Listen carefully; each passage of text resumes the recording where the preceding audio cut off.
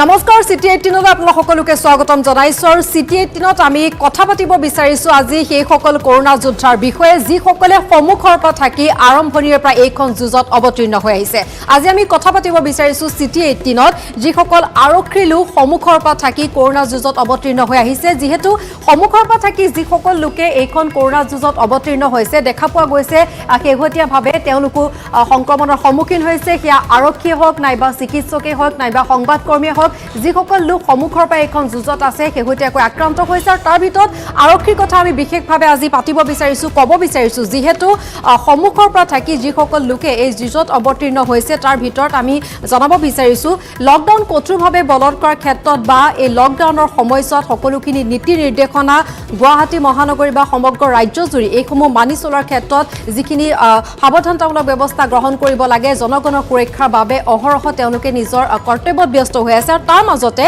Constable পৰ্যায়ৰ পৰা আৰম্ভ কৰি আৰক্ষী অধীক্ষক পৰ্যায়লৈ যেহেতু দেখা পোৱা গৈছে বহু কেইগৰাকী লোক আক্ৰান্ত হৈছে আমি জনাব বিচাৰিছো শেহতীয়া যিখন তালিকা এই পৰ্যন্ত আৰক্ষী লোক মুঠতে কৰোনাত 1044 গৰাকী আক্ৰান্ত হৈছে ইয়াৰে 730 জন ইতিমধ্যে আৰোগ্য লাভ কৰিছে মৃত্যু কাকৱালি লৈছে 3 গৰাকীয়ে আৰু 313 গৰাকী এতিয়াও চিকিৎসাধীন হৈ আছে এয়া হৈছে শেহতীয়া খবৰ আৰু আমি দেখিছো যে এই সংকট কালত কৰোনা যোদ্ধাই এতিয়া আক্ৰান্ত হৈছে যাৰ ফলত চিন্তিত হৈ পৰিছে কাৰণ আক্ৰান্ত হোৱাৰ পিছতো তেওঁলোকে কৰোনা মহামাৰী এই সংকট কালত যেহেতু সমুখৰ পৰা থাকি এইখন যুঁজত অৱতীৰ্ণ হৈছে কাৰণ লকডাউনৰ সময়ত বা আনলক ওৱানৰ সময়তে হওক এই সমগ্ৰ সময়খিনি যিসমূহ নীতি নিৰ্দেশনা নিৰ্ধাৰণ কৰা হৈছে সেই সকলোখিনি যাতে সঠিকভাৱে বলৱৎ হয় তাৰ বাবে তেওঁলোকে এই যুঁজত অৱতীৰ্ণ আছে এই প্ৰসংগত কথা পাতিম আমাৰ সৈতে ভাস্কৰ জ্যোতি হাজৰিকা সংযুক্ত হৈছে আমি তেওঁৰ সৈতে তেওঁৰ কাষলৈ প্ৰথমে যাব বিচাৰিছো ভাস্কৰ আপোনাৰ কাষলৈ আহিছো আজি সিটি 18 যেহেতু আমি কথা পাতিছো আৰক্ষী লোকসকলৰ বিষয়ে কাৰণ কৰোনাত আক্ৰান্ত হোৱাৰ পিছতো তেওঁলোকে এইখন যুঁজত অৱতীৰ্ণ হ'বলগীয়া হৈছে ঠিক সেইদৰে সমুখৰ পৰা থাকি বহু ক্ষেত্ৰৰ লোকসকলে এই যুঁজত অৱতীৰ্ণ হৈছে কিন্তু শেহতীয়াকৈ কিছু হ'লেও ভয় তেওঁলোকৰ মনত সোমাইছে গতিকে আৰক্ষী লোক যেহেতু আপোনাৰ সৈতে আছে গতিকে আমি জানিব বিচাৰিম এই মুহূৰ্তত তেওঁলোকৰ মনৰ ভাৱ কি স্থিতি কি বা তেওঁলোকে এইখন যুঁজ যেহেতু অব্যাহত থাকিব পৰৱৰ্তী সময়ৰ বাবে কেনেধৰণে তেওঁলোক সাজু হৈছে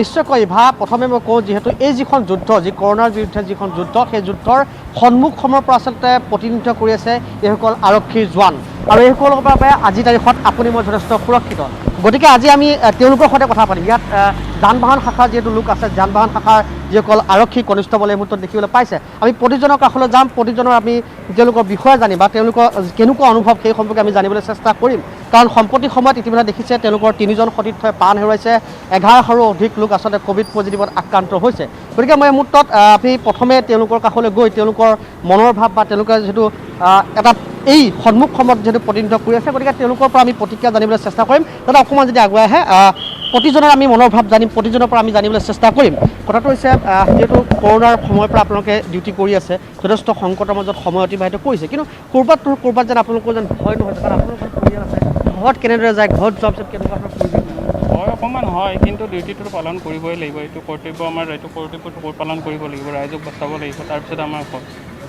আমি যেতিয়া শপত খাইছিলোঁ তেতিয়াই কৈছিলোঁ আমি ৰাইজৰ কাৰণে ডিউটি ৰাইজৰ গেটাৰতে আমি ডিউটি কৰিম ৰাইজৰ সহায় সহযোগিতাৰ বিচাৰি কিনে আমি ডিউটি আৰম্ভ কৰিছোঁ আৰু লকডাউন 100% ছাকচেছ হোৱা নাই যদিও 90% ছাকচেছ হৈছে এইবাৰ হয় হয় সঁচাই ভয় তেওঁলোকৰো আছে তেওঁলোকৰ যিটো সংখ্যা আছে সংখ্যাৰ ত্যাগ কৰি হ'লেও তেওঁলোকে এনেদৰে ৰাজপথত আচলতে তেওঁলোকৰ যি দায়িত্ব সেই দায়িত্ব পালন কৰিব লগা হৈছে মই আৰু কনিষ্টবল আছে বা আৰু আৰক্ষী জোৱান আছে মই তেওঁলোকৰ কাষলৈ যাম তেওঁলোকৰ পৰা আমি ভাষ্য ল'বলৈ চেষ্টা কৰিম দাদা অকণমান আগলৈ আহে যদি তেওঁলোকৰ পৰা আমি প্ৰতিজনৰ আমি ভাষ্য ল'বলৈ চেষ্টা কৰিম যিহেতু মই কথা পাতি আছোঁ কাৰণ প্ৰথমৰ পৰা আপোনালোকে আছে কৰোনাৰ আৰম্ভণিৰ পৰা আপোনালোকৰ এখন সংখ্যা আছে সংখ্যা ত্যাগ কৰি আপোনালোকে এনেদৰে ৰাজপথত আহিব লগা হৈছে কথাটো আছে আপোনালোকৰ মনত ভয় শংকা হয় নিশ্চয় মানুহে জানিব বিচাৰে হয়তো নিশ্চয় থাকিবই চাওক আমাৰো নিজৰ পৰিয়াল আছে ল'ৰা ছোৱালী আছে গতিকে আমি তাৰ মাজতে আমাৰ নিজৰ কৰ্তব্য পালন কৰিব লাগিব আমি যিহেতু পুলিচ বিভাগৰ মানুহ আমাক যিখিনি চৰকাৰে দায়িত্ব দিছে সেইখিনি পালন কৰি পেলাই আমি নিজকে বচাই মেলি আমাৰ নিজৰ কৰ্তব্যখিনিতো কৰিবই লাগিব আমাৰ নিজৰ ভাই বন্ধু এতিয়ালৈকে 2-3জনমান ঢুকালে এই কোভিড মহামাৰীত আক্ৰান্ত হয় গতিকে আমি বহুত সাৱধানতা অৱলম্বন কৰি আমি কৰ্তব্য পালন কৰি আছোঁ পৰিয়ালৰ ওচৰত যাওঁতে নিশ্চয় ভয় হয় নিশ্চয় আমাৰ বহুত ভয় হয় কাৰণ আমি যথেষ্টখিনি সাৱধানতা অৱলম্বন কৰিব লাগে আমি এতিয়া আগতকৈ অলপমান বেছি আমাৰ সাৱধান হ'ব লগা হৈছে, কাৰণ আমি ইয়াৰ পৰা যোৱাৰ পিছত আমি নিজৰ বাচ্ছাটোক নিজৰ কোচত ল'ব নোৱাৰোঁ। আমি তাৰ আগতে বহুত কৰিব লগা কাম থাকে, নিজৰ কাপোৰ কানি এইবিলাক খুলি গা পা ধুই নিজকে চেনিটাইজ কৰি জোতা চেণ্ডেল এইবিলাক পৰ্যন্ত আমি চেনিটাইজ কৰিব লগা হয়, কাৰণ আমিতো ইয়াতে ডিউটিত কৰ্তব্যত বহুতক মানে গাড়ী টাচ কৰিব লগা হয়, মানুহক ধৰি নিব লগা হয়। সেইকাৰণে আমাৰ বহুত মানুহৰ লগত সংস্পৰ্শত আহোঁ, গতিকে আমি বহুখিনি সাৱধানতা অৱলম্বন কৰি চলিব লগা হয়। ধন্যবাদ থাকিল সেয়া এগৰাকী কৰোণা যোদ্ধাৰ যি ভাষ্য শুনিলা, কাৰণ তেওঁলোকে যেতিয়া ঘৰত যায়, দাদা অকণমান যদি আগুৱাই আহে, তেওঁলোকে যেতিয়া ঘৰত যায় আচলতে ঘৰত গৈ তেওঁলোকৰ যি সন্তান সেই সন্তানৰ কাষত বা সন্তানক যেতিয়া এবাৰ ল'ব মন যায়, কিন্তু তেওঁলোকে নোৱাৰে, কাৰণ যথেষ্ট সমস্যাৰ মাজত যথেষ্ট সংকটৰ মাজত যিহেতু তেওঁলোকে দিন অতিবাহিত কৰিব লগা হৈছে। মই আন এগৰাকী কৰোণা যোদ্ধা আছে, মই তেওঁৰ কাষলৈ যাম। আপুনি প্ৰথমৰ পৰাই যিহেতু আছে, প্ৰথমৰ পৰাই দায়িত্ব পালন কৰি আছে, এনেদৰে দায়িত্ব পালন কৰে, ঘৰত যেতিয়া যায় তেতিয়া নিশ্চয় যথেষ্ট অসুবিধা হয়, ভয় হয়, কাৰণ পৰিয়ালৰ পৰা যথেষ্ট আঁতৰত থাকিব লগা হৈছে। হয়, যথেষ্ট আঁতৰি থাকিব লগা হৈছে, বেলেগকৈ থাকিব লগা হৈছে। গৈ পেলাই মোটামুটি আমি ডিউটিৰ পৰা যোৱাৰ পিছত আৰু আধা ঘণ্টা লাগে আমি মানে কাপোৰ চাপোৰ সলাই বাহিৰতে থৈ আৰু বেলেগকৈ থাকিব লগা হৈছে। কেনেকৈ দিনবোৰ কেনেকৈ যায়, ধৰি লওক আপোনালোকৰ দিনটো কষ্ট কৰে, নিশা ঘৰত যায়, যোৱাৰ পিছত যথেষ্ট আপোনাৰ মানসিক চাপত থাকে। অলপতো প্ৰেছত থাকেই, তাৰমানে আমাৰ এটা টেনশ্যনো এটা আছে, মানে ডিউটিটোও কৰোঁ আৰু আমাৰ ঘৰৰ ফেমিলিৰ টেনশ্যন আছে, ল'ৰা ছোৱালীৰ টেনশ্যন আছে। সেই টেনশ্যনৰ মাজতে আৰু কৰি আছোঁ, ডিউটি যিহেতু কৰিবই লাগিব।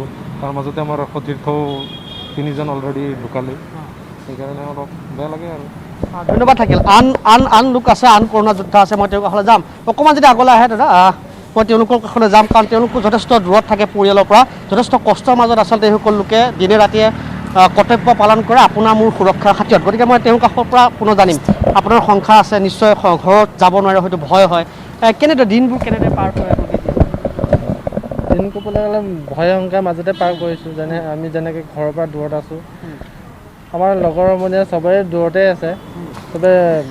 ভাস্কৰ আপুনি লাইনত থাকক আৰু ভাস্কৰ আমাক দেখুৱাই থাকিব কিদৰে আচলতে এনেদৰে সন্মুখৰ পৰা আৰক্ষীৰ লোকসকলে কৰোণাৰ এই যুঁজত অৱতীৰ্ণ হৈ আছে, কাৰণ ভয় তেওঁলোকৰ মনতো আছে, তেওঁলোকৰ এখন সংসাৰ আছে, তেওঁলোকৰ আপোনজন আছে, কাৰণ কিন্তু তাৰ পিছতো তেওঁলোকে সকলোৱে ৰাজহুৱা স্বাৰ্থত এনেদৰে নিজৰ জীৱনকো তুচ্ছ জ্ঞান কৰি আচলতে ওলাই আহিছে বুলি ক'ব লাগিব।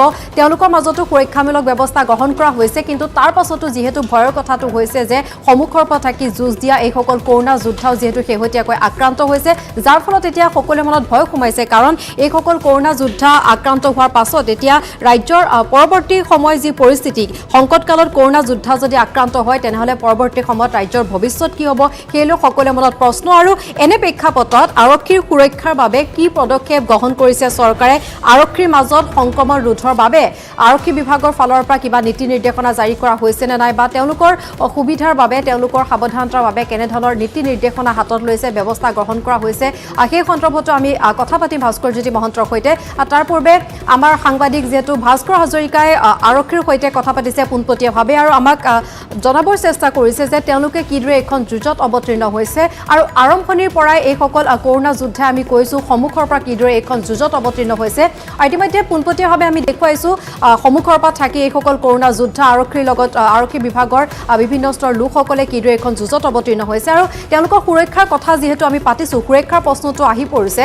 এই মুহূৰ্তত ভাস্কৰজ্যোতি মহন্ত আমাৰ সৈতে সংযুক্ত হৈছে, আমি তেওঁৰ সৈতে কথা পাতিম এই সুৰক্ষাৰ ক্ষেত্ৰত কথা পাতিবৰ বাবে। আপোনাক স্বাগতম জনাইছোঁ আমাৰ অনুষ্ঠানলৈ। আৰু চিটি 18ত আজি আমি যিহেতু কথা পাতি আছোঁ কৰোণা যোদ্ধাসকল, যিসকলে সন্মুখৰ পৰা এইখন যুঁজত অৱতীৰ্ণ হৈছে, কিন্তু শেহতীয়াকৈ যিহেতু তেওঁলোকো আক্ৰান্ত হৈছে কৰোণাত, গতিকে কিছু হ'লেও সকলোৰে মনলৈ ভয় আহিছে, শংকা আহিছে। গতিকে কি ব্যৱস্থা গ্ৰহণ কৰিছে আপোনালোকে তেওঁলোকৰ বাবে, কেনেধৰণৰ সুৰক্ষাৰ বাবে ব্যৱস্থা গ্ৰহণ কৰা হৈছে, তেওঁলোকৰ বাবে কি বিশেষ ব্যৱস্থা লোৱা হৈছে? অসমৰ বৰ্তমান হাজাৰজন আক্ৰান্ত হৈছে, আপোনালোকৰ সংবাদকৰ্মীও বহুত আক্ৰান্ত হৈছে। বিভিন্ন বৰ্গৰ, বিভিন্ন শ্ৰেণীৰ, বিভিন্ন মানে বিশেষকৈ এই যুদ্ধখনৰ আগশাৰীত থকা স্বাস্থ্য বিভাগ, পুলিচ বিভাগ, সংবাদ মাধ্যমৰ বিভাগ, এই তিনিটা বৰ্গৰ বিশেষত অকণমান সাৱধানতা লোৱাটো বিৰাট আৱশ্যক।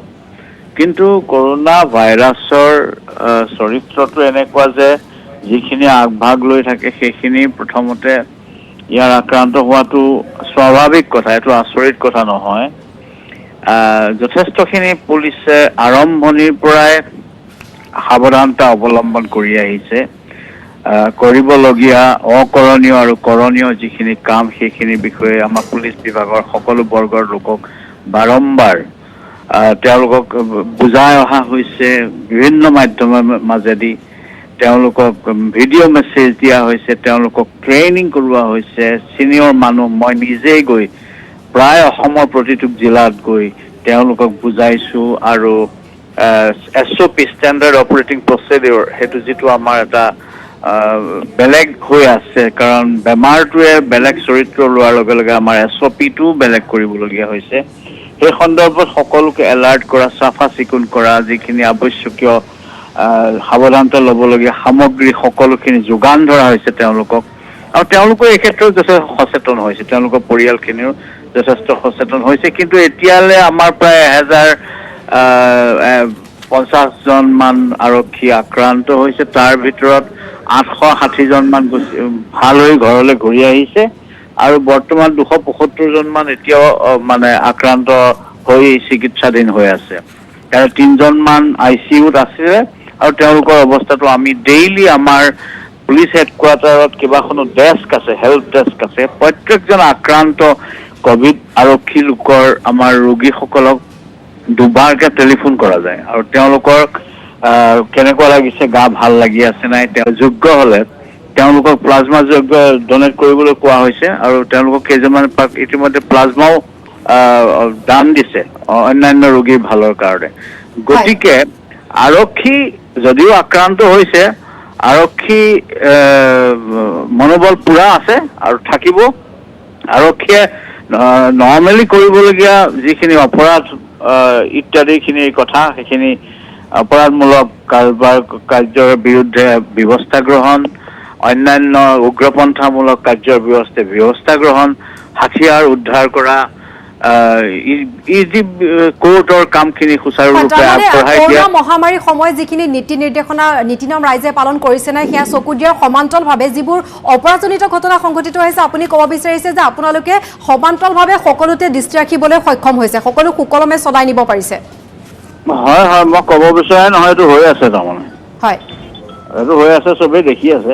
হয়, আৰু কিমান হাথিয়াৰ উদ্ধাৰ হৈছে আপোনালোকে নিশ্চয় লক্ষ্য কৰিছে। আৰু বিভিন্ন জেগাত উগ্ৰপন্থামূলক নিয়ন্ত্ৰণৰ কাৰবাৰখিনি সেইখিনি সুচাৰুৰূপে কৰি ৰখা হৈছে। আৰু লগতে লকডাউন এনফৰ্চমেণ্ট, ভায়লেশ্যনছৰ এনফৰ্চমেণ্ট, এইখিনি যিখিনি নিয়ম নীতি পালন কৰিবলগীয়া কাৰবাৰ সেইখিনি গোটেইখিনি কৰি থকা হৈছে। গতিকে অসম আৰক্ষীৰ মনোবল অটুট আছে আৰু ৰাইজৰ সহায়ত, ৰাইজৰ আশীৰ্বাদত নিশ্চয় অসম আৰক্ষী চলাই যাবলৈ সক্ষম। নিশ্চয়, কাৰণ তেওঁলোক আক্ৰান্ত হোৱাৰ লগে লগে আচলতে সৰ্বসাধাৰণৰ মনতো ভয় আহিব, কাৰণ তেওঁলোকে নিজৰ জীৱনকো তুচ্ছ জ্ঞান কৰি সকলোৱে ৰাজহুৱা স্বাৰ্থত যিহেতু সন্মুখৰ পৰা এইখন যুঁজত আৰম্ভণিৰ পৰা আছে। আপুনি কিছু সময় পূৰ্বে উল্লেখ কৰিছিলে আৰু সংবাদমেলতো এই কথা উল্লেখ কৰিছিলে যে আৰক্ষীৰ লোকসকল আক্ৰান্ত হোৱাৰ পিছত তেওঁলোকৰ পৰিয়ালৰ কথা আহে, যিহেতু তেওঁলোকৰ মনোবল বৃদ্ধি কৰা বা তেওঁলোকক সকলো প্ৰকাৰে আশ্বস্ত কৰাটো দায়িত্ব আহি পৰে। কাৰেক্ট, সেইটো কৰা হৈছে আৰু তেওঁলোকে ভাল পাইছে।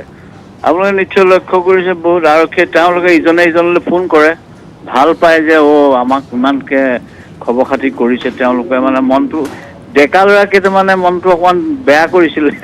তেওঁলোকৰ নতুনকৈ চাকৰিত সোমাই অলপ দিন কাম কৰাৰ পিছতে এনেকুৱা এটা অভিজ্ঞতা হঠাতে পাইছে। তেনেকুৱা মনবোৰ সিহঁতে ভয় খোৱালি খাইছে। দুটামান কেছ আমি পাইছোঁ তেনেকুৱা। কিন্তু লগে লগে বাকী বন্ধু বান্ধৱ, তেওঁলোকৰে জ্যেষ্ঠ কেইজনে, হাবিলদাৰ বা তেনেকুৱা ছিনিয়ৰ কেইজনে তেওঁলোকক উৎসাহ, আমাক দেখা নাই নেকি, কেনেকৈ ভালকৈ আছোঁ, কিমান চব মানুহ ওলাই গৈছে দুদিনমান ভালকৈ হৈ পেলাই। গতিকে এই ধৰণেৰে ইজনে ইজনৰ প্ৰতি সহায়ৰ মনোবৃত্তি, আনকি নিজৰ পুলিচৰ নিজৰটো বাদেই সাধাৰণ ৰোগী, অন্যান্য সমাজৰ অন্যান্য বৰ্গৰ ৰোগীসকলকো, যিবিলাক পুলিচ নহয়, তেওঁলোকৰো মনবোৰ তেওঁলোক থকা জেগাত পুলিচে মানে আশ্বস্ত কৰি আছে। তেওঁলোকৰ নাম গোৱাইছে, এক্সাৰচাইজ কৰাইছে, তেওঁলোকৰ মন ভাল কৰাইছে আৰু ডিচিপ্লিন এটা অনাই দিছে, য'তে তেওঁলোক হেৰি হৈ আছে, এডমিটেড হৈ আছে। গতিকে পুলিচৰ মানুহে আনকি হস্পিটেলতো দায়িত্ব এটা পালন কৰি আছে। মানে দেশখনৰ ভালৰ কাৰণে হওক বুলি মানুহবোৰৰ মনত এটা ভাৱ আহিছে, আমি য'তে নাথাকোঁ এজন সচেতন নাগৰিক হিচাপে কাম কৰি থাকোঁ। সেইবুলি অকল বেমাৰী হিচাপে থকা নাই, হস্পিটেলত থাকিলেও তেওঁলোকে অন্য বেমাৰীক সহায় কৰি আছে, মন ভাল কৰাইছে, ভাল হৈ যাব ডণ্ট ৱৰি, আমুক তামুক। ডক্তৰসকলক মন ভাল লগাইছে।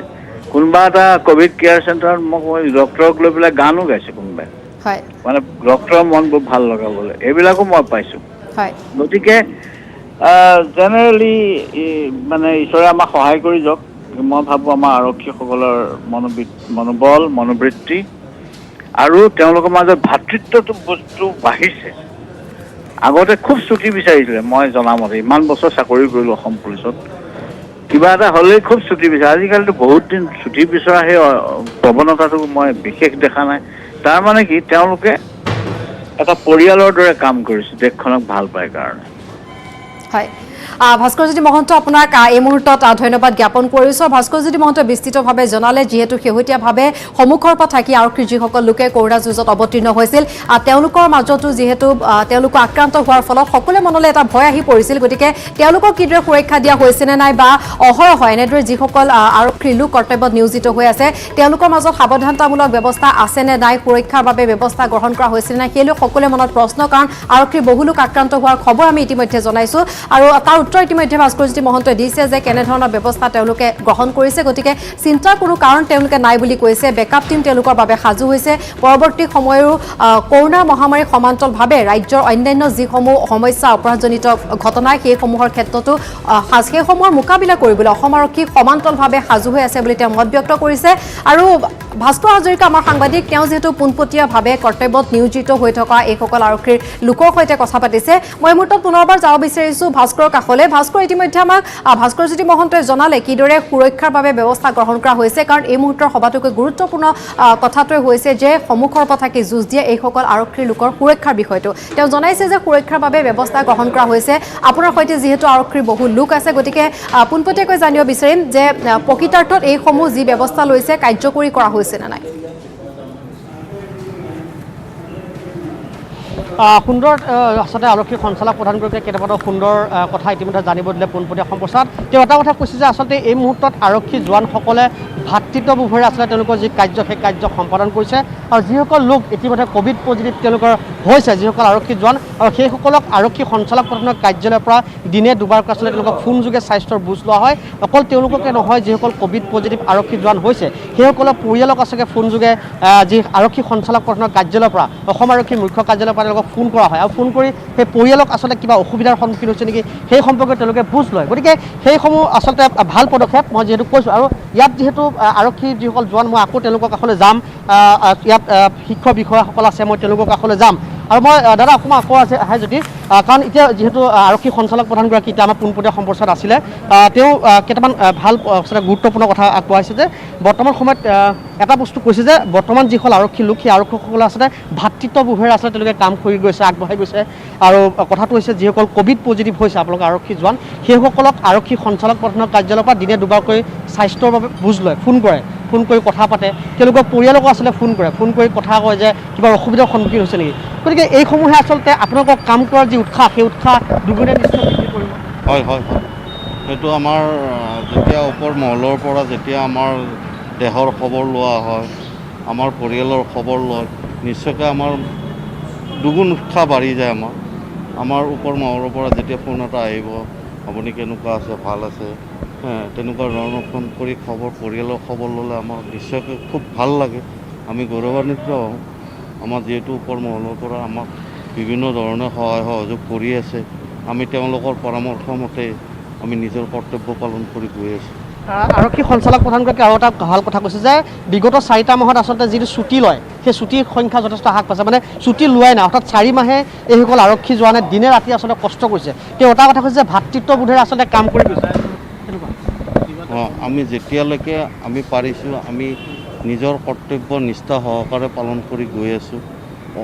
যিবিলাক মানুহ অসুস্থ হৈছে তেওঁলোকক আমাৰ মাজৰ পৰা আমি নিজেই কৈছোঁ আপোনালোকে চিকিৎসা কৰক, যিমান দিন লাগে থাকক। হয় ভাস্কৰ, এই মুহূৰ্তত আপোনাক ধন্যবাদ জনাইছোঁ আৰু আমি চিটি 8ত আজি দেখুৱাবলৈ চেষ্টা কৰিলোঁ সন্মুখৰ পৰা থাকি যুঁজত অৱতীৰ্ণ হোৱা এইসকল আৰক্ষীৰ লোকৰ মনৰ খবৰ। সমান্তৰালভাৱে এই মুহূৰ্তত যিহেতু কৰোণাত তেওঁলোকো আক্ৰান্ত হৈছে, গতিকে তেওঁলোকৰ সুৰক্ষা এক গুৰুত্বপূৰ্ণ প্ৰসংগ হৈ পৰিছে। গতিকে তেওঁলোকে লকডাউনৰ সময়ত আমি দেখিছোঁ কিদৰে বিভিন্ন স্থানত দিনে নিশাই তেওঁলোকে নিজৰ কৰ্তব্য কৰিছে, তেওঁলোকে নীতি নিয়ম ৰাইজে পালন কৰিছেনে নাইবা সকলোতে সুৰক্ষামূলক ব্যৱস্থা ঠিকে আছে নাই সেইসমূহৰ প্ৰতি দৃষ্টি যিহেতু ৰাখিছে। গতিকে ভাস্কৰজ্যোতি মহন্তই জনালে সুৰক্ষাৰ ক্ষেত্ৰত কেনে ব্যৱস্থা গ্ৰহণ কৰা হৈছে আৰু সমান্তৰালভাৱে কৰ্মৰত আৰক্ষীসকলেও জনালে যে চিন্তাৰ কোনো কাৰণ নাই, অনাগত সময়তো কৰোণাৰ বিৰুদ্ধে এইখন যুঁজত আৰক্ষীৰ এইসকল লোকে সন্মুখৰ পৰা যুঁজি যাবলৈ তেওঁলোকৰ মনোবল এতিয়াও অটুট আছে, চিন্তাৰ কোনো কাৰণ নাই। যদিও কৰোণা মহামাৰী কবলত পৰিছে তেওঁলোক লোকসকল, এতিয়া কেইবাগৰাকীও সুস্থ হৈছে বুলি জনাইছে ভাস্কৰজ্যোতি মহন্তই আৰু সুস্থ হৈ কেইবাগৰাকীও আৰক্ষীৰ লোক পুনৰ নতুনকৈ কৰ্মত নিয়োজিত হৈছে বুলি জনালে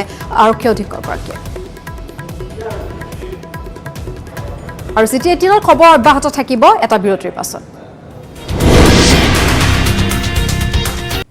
খন্তেক বিৰতিৰ পাছত পুনৰ উভতি আহিছোঁ। ৰাজ্যত প্ৰতি মুহূৰ্তত বৃদ্ধি হৈছে কৰোণাৰ সংক্ৰমণ। শেহতীয়াকৈ কৰোণাৰ কালগ্ৰাসত ৰাজ্যৰ কাৰাগাৰসমূহ। শুকুৰবাৰে গুৱাহাটী কেন্দ্ৰীয় কাৰাগাৰত আক্ৰান্ত হৈছে 32জন কয়দী। এই 32জন আক্ৰান্তৰ সৈতে গুৱাহাটী কেন্দ্ৰীয় কাৰাগাৰত মুঠ আক্ৰান্তৰ সংখ্যা 435জন। কেন্দ্ৰীয় কাৰাগাৰৰ ভিতৰত চিকিৎসা প্ৰদান কৰা হৈছে আক্ৰান্ত কয়দীসকলক। প্ৰত্যেক দিনে নতুন নতুন কয়দী আনি থকা হৈছে কেন্দ্ৰীয় কাৰাগাৰলৈ। কৰোণাত আক্ৰান্ত হৈছে যোৰহাট আৰু নগাঁও কাৰাগাৰৰ কেইবাগৰাকীও কয়দী।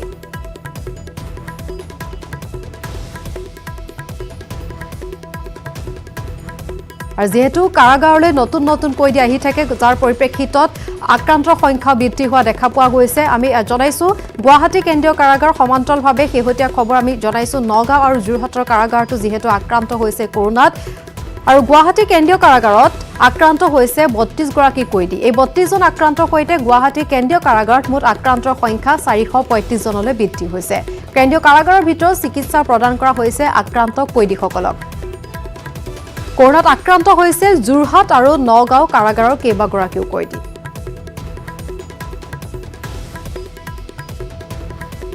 আৰু শেহতীয়াকৈ যিহেতু নগাঁও আৰু যোৰহাটৰ কাৰাগাৰৰ কয়দীও আক্ৰান্ত হৈছে, আমি নগাঁও কাৰাগাৰৰ কয়দীৰ বিষয় সন্দৰ্ভত কথা পাতিবৰ বাবে পোনপটীয়াভাৱে সংযুক্ত হৈছোঁ আমাৰ সাংবাদিক নীলোৎপল বৰাৰ সৈতে।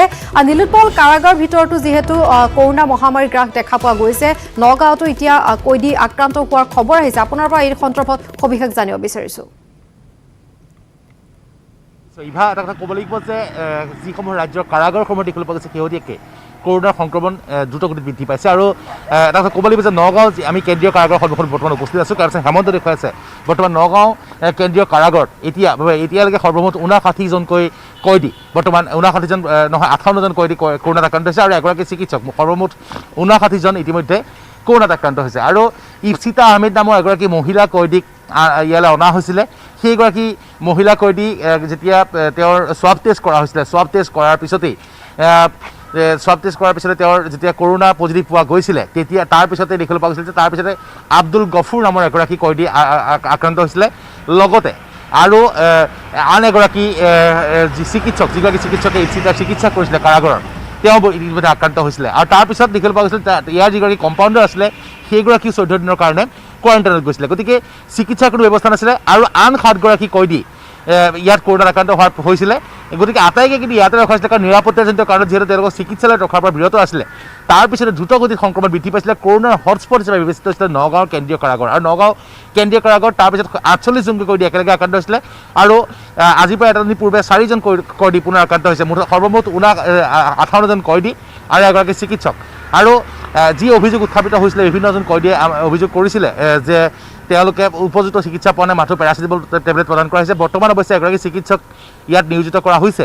কিন্তু তথাপি এটা কথা ক'ব লাগিব যে বৰ্তমান কাৰাগাৰত কিন্তু আউটছাইডাৰ্ছ আৰ নট এলাউড, বাহিৰা কোনো লোকক ইয়াত এলাউ কৰা নাই, সোমাব অনুমতি দিয়া নাই। আৰু যেতিয়ালৈকে ইয়াৰ পুনৰ নিৰ্দেশনা দিয়া নহয় তেতিয়ালৈকে কিন্তু ইয়াৰ যিগৰাকী ছুপাৰিণ্টেণ্ডেণ্ট জেইলৰ যিগৰাকী অধীক্ষক তেখেতে এতিয়ালৈকে কিন্তু বেলেগ মানুহক লগ কৰিবলৈ দিয়া নাই, কাৰণ নগাঁও কেন্দ্ৰীয় কাৰাগাৰত কিন্তু যথেষ্ট সংক্ৰমণ হৈছে। আৰু নগাঁও কেন্দ্ৰীয় কাৰাগাৰৰ সমান্তৰালভাৱে যিখন স্পেচিয়েল জেল আছে নগাঁৱত, তাতো সমানে আক্ৰান্ত হৈছে। আৰু ইতিমধ্যে আপুনি জনাইছে যে গুৱাহাটীত ইতিমধ্যে গুৱাহাটী কেন্দ্ৰীয় কাৰাগাৰত 435জনকৈ কয়দী ইতিমধ্যে আক্ৰান্ত হৈছে। যোৰহাটতো সমান্তৰালভাৱে যথেষ্ট সংখ্যক কয়দী আক্ৰান্ত হৈছে গতিকে ৰাজ্যৰ কাৰাগাৰসমূহত কিন্তু যথেষ্ট কয়দী আক্ৰান্ত হৈছে যি কথাই কিন্তু বৰ্তমান আৰক্ষীক চিন্তিত কৰি তুলিছে আৰু আটাইতকৈ ডাঙৰ কথা হৈছে ইভা যিসকল নিৰাপত্তাৰক্ষী কয়দীৰ লগত নিয়োজিত থাকে তেওঁলোকক বৰ্তমানলৈকে PPE কিট প্ৰদান কৰা হোৱা নাই বা বিভিন্ন ধৰণৰ যিসমূহ সাৱধানতা ৰাখিব লাগে সেই সাৱধানতাসমূহ যোগ্যভাৱে প্ৰদান নকৰাৰ ফলতে এনেধৰণৰ ঘটনা হৈছিল বহুতে অভিযোগ কৰিছে কিন্তু আমি দেখুৱাই আছোঁ নগাঁও কেন্দ্ৰীয় কাৰাগাৰৰ 419 জন কয়দীৰ ভিতৰত ইতিমধ্যে 58 জন ইতিমধ্যে আক্ৰান্ত হৈছে আৰু বাকী যিসকল কয়দী আছে সেইসকলো যথেষ্ট শংকিত কিন্তু নতুনকৈ কোনো ধৰণৰ কয়দী আক্ৰান্তৰ খবৰ অহা নাই কিয়নো কালিৰে পৰা ইয়াত স্বাব টেষ্ট হোৱা নাই যদিহে সোমবাৰে পুনৰ স্বাব টেষ্ট হ'ব স্বাব টেষ্টত হয়তো আৰু অধিক কয়দী আক্ৰান্ত হোৱাৰ সম্ভাৱনা আছে আৰু এই মুহূৰ্তত আমি এটা কথা ক'ব লাগিব যে নগাঁও কেন্দ্ৰীয় কাৰাগাৰ কিন্তু কৰোণাৰ হটস্পট হিচাপে চিহ্নিত হৈছে আৰু নগাঁও কেন্দ্ৰীয় কাৰাগাৰত গণসংক্ৰমণ হৈছে বুলি ইতিমধ্যে বাতৰি সম্প্ৰচাৰিত হৈছে ইভা হয় নিৰ্পল এই মুহূৰ্তত আপোনাক ধন্যবাদ জনাইছোঁ শেহতীয়াকৈ কেন্দ্ৰীয় কাৰাগাৰৰ ভিতৰত আমি জনাইছোঁ কিদৰে কৰোণাত আক্ৰান্ত হৈছে গুৱাহাটীৰ পিছত নগাঁও আৰু যোৰহাটত দেখা পোৱা গৈছে কাৰাগাৰসমূহত এনেদৰে আক্ৰান্ত হৈছে কৰোণা মহামাৰীত কয়দী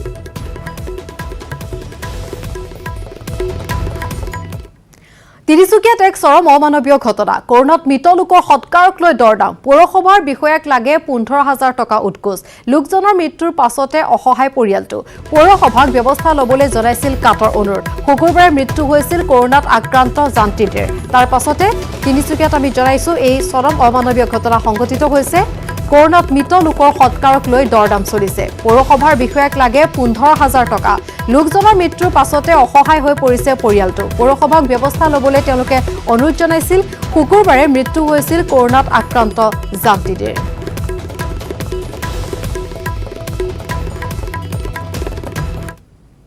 মিডিয়া চিডিয়া সব কৰে তাৰপিছত ক'লে যে মানুহৰ এটা বুঢ়ী আছে তাক দিব 4,000 আৰু ল'ৰা দুটা আছে তাক দিব 500 4,500 টকা ল'লে বাছ তেতিয়া বডি উঠালে ইয়াৰ আগতে কি কৈছিল আপোনাক 15,000 লাগিব বুলি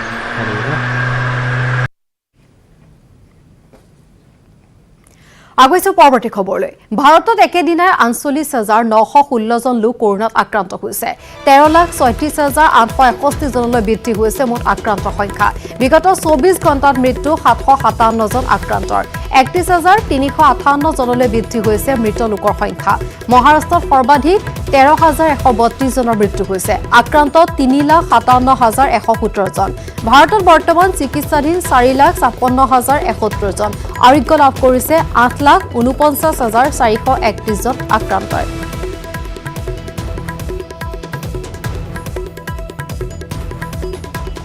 ভাৰতত একেদিনাই 48,916 জন লোক কৰোণাত আক্ৰান্ত হৈছে 13,36,861 জনলৈ বৃদ্ধি মুঠ আক্ৰান্তৰ সংখ্যা বিগত 24 ঘণ্টাত মৃত্যু 757 জন আক্ৰান্তৰ 31,358 জনলৈ বৃদ্ধি মৃত লোকৰ সংখ্যা মহাৰাষ্ট্ৰত সৰ্বাধিক 13,132 জনৰ মৃত্যু আক্ৰান্ত 3,57,117 জন ভাৰতত বৰ্তমান চিকিৎসাধীন 4,56,170 জন আৰোগ্য লাভ কৰিছে 8,49,431 জন আক্ৰান্তই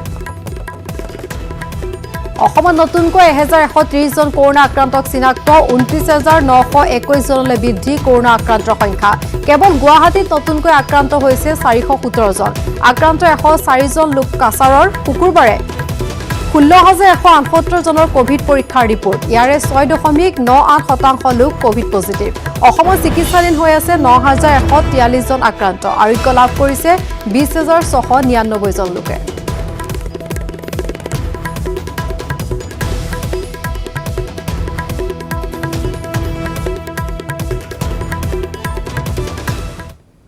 আৰু চিটি 18 পুনৰ সময় হৈছে খন্তেক বিৰতি